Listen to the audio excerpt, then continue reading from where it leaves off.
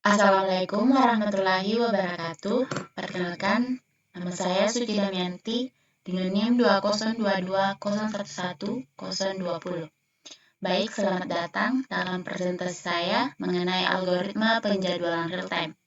Baik, pada kesempatan kali ini, saya akan menjelaskan tentang salah satu algoritma paling terkenal dan paling dasar, yaitu Rate Monotonic Scheduling atau RMS.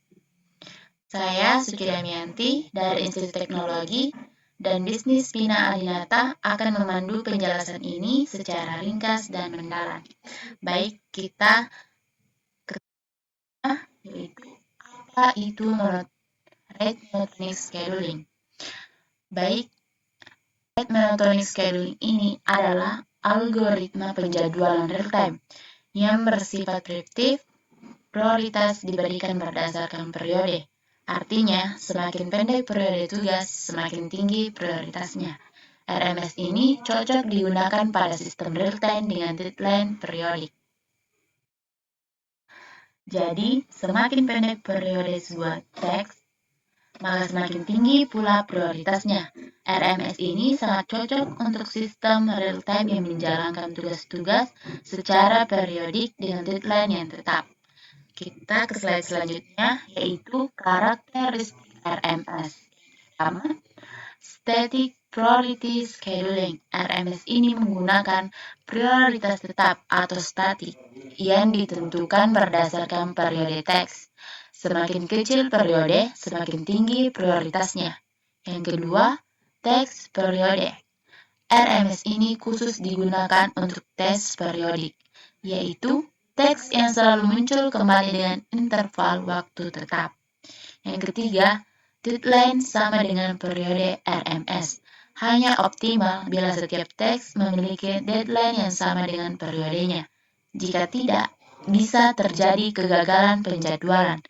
Yang keempat, predictive scheduling. RMS ini mendukung breakdown, yaitu saat teks prioritas lebih tinggi datang, teks yang sedang berjalan dapat dihentikan sementara. Selanjutnya, kita ke slide keempat, yaitu teks set dan prioritas. Baik, berikut ini adalah teks 3 yang akan kita gunakan untuk simulasi algoritma RMS. Terdapat 3 teks, di mana ini teks 1 dengan execution time 2 milidetik dan 5 periode milidetik. T2 dengan execution time 1 milidetik dan periode 10 detik, serta T3 dengan execution time 2 milidetik dan periode 20 milidetik. Berdasarkan periode masing-masing, RMS ini akan memberikan prioritas tertinggi kepada T1 disusul oleh T2 dan terakhir T3 sebagai prioritas terendah. Kita ke slide selanjutnya yang dimana ini penjelasan eksekusi dan breakdown. Scheduler ini memiliki teks dengan prioritas tertinggi yang siap. T1 ini memiliki prioritas paling tinggi. Jadi dijalankan duluan, breakdown tidak terjadi jika T1 masuk, T2 atau T3 sedang berjalan. Semua teks selesai sebelum deadline-nya masing-masing. Dalam proses eksekusi, scheduler RMS ini akan selalu memilih teks dengan prioritas yang tertinggi, yang sedang ready atau siap dijalankan. Misalnya, saya beri contoh, T1 ini selalu mendapatkan prioritas tertinggi karena periodenya paling pendek. Jika T1 datang saat T2 atau T3 sedang berjalan, maka T2 dan T3 ini akan dihentikan. Inilah yang disebut breakdown. Dalam simulasi ini, semua teks berhasil menyelesaikan eksekusinya sebelum deadline masing-masing. Artinya, task set ini dapat dijadwalkan dengan baik oleh RMS. Kita ke slide selanjutnya yang dimana di sini terdapat kelebihan algoritma rate scheduling. Yang pertama, 1. Sederhana dan dengan mudah diimplementasikan. RMS ini menggunakan prioritas tetap atau static priority, sehingga lebih mudah diatur dan dikodekan dalam sistem embedded atau real time. Yang kedua, efisien untuk tes periodik. Cocok untuk sistem yang menjalankan tugas-tugas berkala dengan deadline tetap. Yang ketiga, analisis scalability yang jelas. Kita bisa dengan mudah menghitung apakah text set ini akan memenuhi deadline menggunakan rumus analitis. Misalnya Liu and Leiden-Bohm. Yang keempat, predictive scalability. Mendukung Prepton memungkinkan teks priority tinggi ini untuk langsung mengambil alih CPU. Selanjutnya kita ke slide 7, di mana terdapat kekurangan RMS.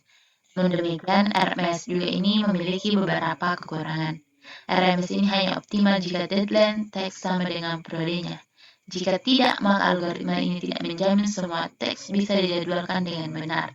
RMS ini juga kurang fleksibel untuk sistem dengan teks yang periodik. Teks yang dengan prioritas rendah bisa mengalami starvation jika teks dengan prioritas tinggi ini sering aktif. Selain itu, RMS ini kurang efisien dibanding algoritma dinamis seperti ADF, karena ADF ini mampu menjadwalkan lebih banyak teks. Kita ke slide selanjutnya. Ini terdapat kesimpulan. Baik, adapun kesimpulannya itu, RMS ini menggunakan prioritas tetap berdasarkan periode dalam simulasi 0-20 ms.